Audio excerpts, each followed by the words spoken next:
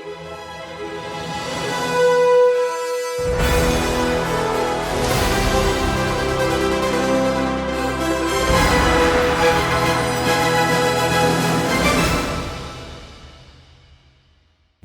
Ah, rien. Moi, j'ai rien dit. Si, t'as dit. Ah non. Alors dis bonjour. Ah, bonjour. Bonjour, comment vas ça bien? va? Moi, ça va très bien. Bon, Baruch Hashem. bon, Hachem. J'embrasse. Un grand rave, un grand rave. 1m86.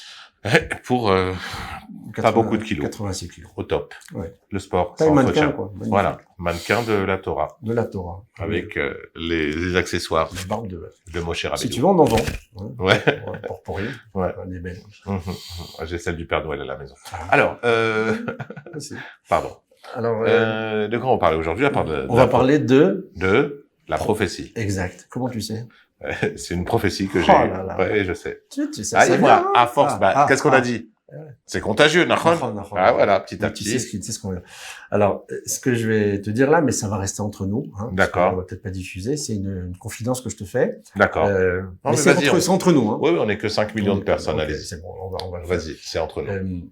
On parle de prophétie, on évoque tout ça, on l'explique, on raconte des choses très très jolies, mais en réalité, ce qu'il faut dire, c'est que il y a des travaux pratiques en fait, il y a des choses qui se passent. Et sans vouloir m'enorgueillir, j'ai personnellement vécu pas mal d'expériences dans ce domaine, mais une particulièrement forte. Et d'ailleurs, une petite vidéo sur ça sur ma chaîne privée, sans vouloir faire de pub, c'est aucune concurrence. En février 2019. J'ai eu ce qu'on appelle une vision. Une vision en plein jour, en pleine nuit. En plein jour, comme je te vois. Comme tu vois, devant toi, tu as vu une image, une vidéo. Ouais, on peut parler de vidéo. L'image était claire. J'ai vu des centaines, des milliers de personnes, hommes, femmes, apeurés, terrorisés, qui ne pouvaient pas monter dans les avions. En février 2019, ça n'avait... C'était avant le Corona. C'était un an avant. Un an avant un an plus avant qu'on ferme les cieux, comme on l'a dit à l'époque. Et tu vois, tu as vu ça à ce moment-là, t'as pas compris? J'ai pas compris le sens de la chose, j'ai compris l'image, j'ai compris que les gens ne pourraient pas monter dans les avions de façon exponentielle, c'était pas une ou deux personnes, c'était des milliers de gens. Pourquoi? Quand? Comment? Ça, je savais pas, j'avais pas le mode d'emploi à ce moment-là, mais l'image était claire. Ça m'a d'ailleurs un peu perturbé à l'époque, pendant quelques jours, quelques semaines. Et puis un an et quelques après, la chose s'est réalisée et les cieux ont été fermés et les gens n'ont pas réussi à monter dans les avions, hommes et femmes, dans le monde entier. Donc, on peut parler de... Ouais, mais en fait, une prophétie, elle devrait avoir un but. Oui. Donc, à ce moment-là, t'as pas pu te servir de cette image. Non. Exact. C'est une question que je me pose. L'exemple que je te donne, c'est un exemple. J'en ai eu. Parce que t'aurais pu prévenir. Disons que ta prophétie, l'image que t'as vue, on va pas rentrer non plus dans la prophétie. L'image que t'as vue, disons qu'elle est reconnue par le grand rabbin d'Israël, admettons. D'accord.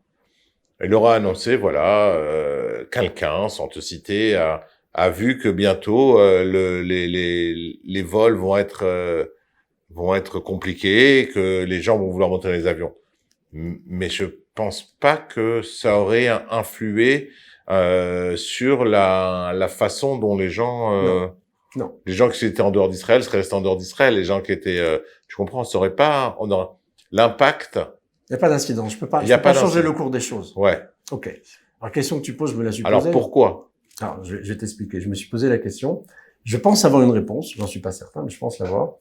L'exemple que je te donne, c'est un exemple. C'est pratiquement un des plus forts, puisque c'était à l'échelle planétaire, mais il y a eu d'autres choses qui me sont arrivées, d'autres choses que j'ai vues, en rêve ou éveillé. Et la question que je me suis posée, effectivement, comme tu dis, mais à quoi ça sert? D'abord, pourquoi moi? Et à quoi ça sert? C'est les questions que je me suis posées. Bon, pourquoi toi, nous, on sait? Attends, ok. Moi, je sais pas. Mais en fait, à quoi ça sert? Ah ouais, à quoi ça sert, c'est la question. Qu'est-ce que tu peux faire? Et alors, ou qu'est-ce qu'on peut faire si ça nous arrive? Tu comprends? On n'est pas là pour parler d'une personne en particulier. On parle de la prophétie en général. Exact. On a une vision de qu'est-ce qu'on doit en tirer. Exact. Alors la réponse que j'ai, c'est une réponse partielle que je volontairement ne veux pas donner la réponse totale. C'est qu'il y a eu d'autres choses que j'ai vues, et parmi elles la Géoula et peut-être éventuellement le Mashiach. Et C'est le message que j'ai eu lorsque il s'est avéré vrai, comme des dizaines d'autres. Je vais pas citer maintenant parce qu'on en a pour 2 heures. En rêve ou éveillé encore une fois, se sont tous réalisés. Alors le message en fait, c'est de la même façon que ça s'est réalisé, également ça et ça et ça. Alors l'autre message concernant la Géoula et le Mashiach est aussi réel. D'accord. Ok.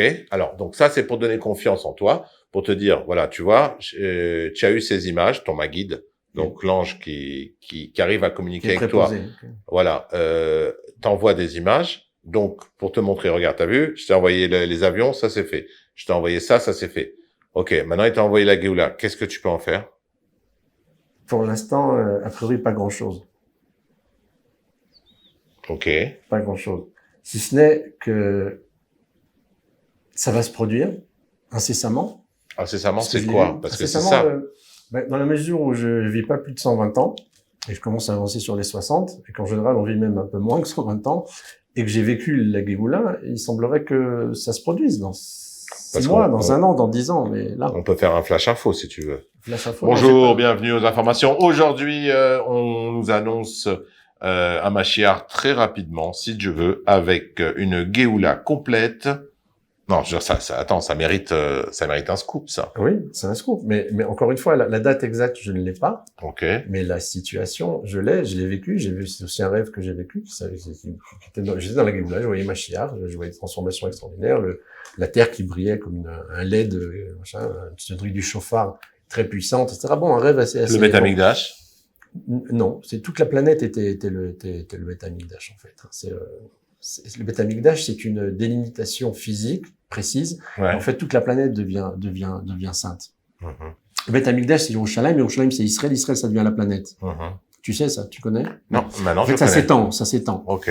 D'où d'ailleurs, ce que tu disais tout à l'heure, le fait que Moshe ne rentre pas en Israël, puisque lui, il est en dehors d'Israël, qui est plus grand qu'Israël, dans la Géoula. Ok, sur un pied, comme on dit. J'explique pas tout ici. Mais cette notion-là de Géoula fait que la planète entière qui a reçu le message donc de mon Dieu Arsina et de la création du monde, etc., elle est amenée, elle aussi, encore une fois, à se révéler comme quelque chose d'étonnamment brillant. Donc c'est vrai que le Beth Amikdash sera encore plus haut, Yerushalayim, etc., mais il y a une extension. Et l'extension, c'est que Israël, c'est tout Israël. En fait, toute la planète. Comme au Mont Sinaï, comme tu nous as expliqué dans un cours précédemment, la voix, c'est pas seulement Am Israël qui l'a entendu et pas seulement au Mont Sinaï, puisque c'est la terre entière qui avait entendu le message à cette époque-là. Toutes les nations et toute la terre. Toutes les nations et toute la terre. Et tout le monde a pu en tirer ce qu'il en voulait pour lui, quoi. Mais en tout cas, tout le monde a vu qu'il y avait une présence divine. Ils ont compris, ils ont vu. Et pas seulement la terre, les animaux, les hommes, dans le monde entier. Absolument. Donc là, ça va être la même chose, sauf que ça va perdurer. C'est pas 2 commandements, c'est pas une voix qui dure l'espace de 2 commandements, c'est la transformation en fait de notre planète qui devient et qui reconnaît la puissance divine. Exact. Magnifique. Voilà, j'espère encore que je vais être contaminé par la prophétie et que moi aussi je vais... Il n'y a pas de raison. C'est obligatoire, ça va t'arriver. Okay. Amen, amen, amen. Tada. À la prochaine. Bezrat Hashem.